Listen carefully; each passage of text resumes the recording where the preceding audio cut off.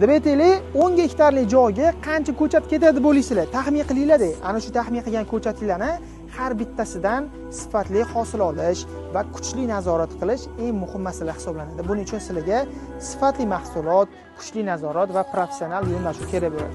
Ali baraka esa sizlarga eng sifatli bo'lgan, mana ko'rishingiz mumkin.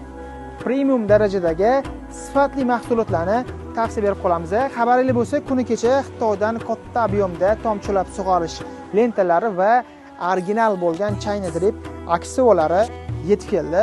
Xo'p, bu yerdan qisqacha ma'lumotni aytib ketaman. Rolon holatida 1000 metr bo'ladi. Teshigining oraliq masofasi 10, 15, 20 sm. Har bitta teshigidan 2 litrdan suv tomadi. Bu yerda esa original bo'lgan aksiyalarni ham, original China Drip original bo'lgan aksiyalarni tavsiya berib qolamiz.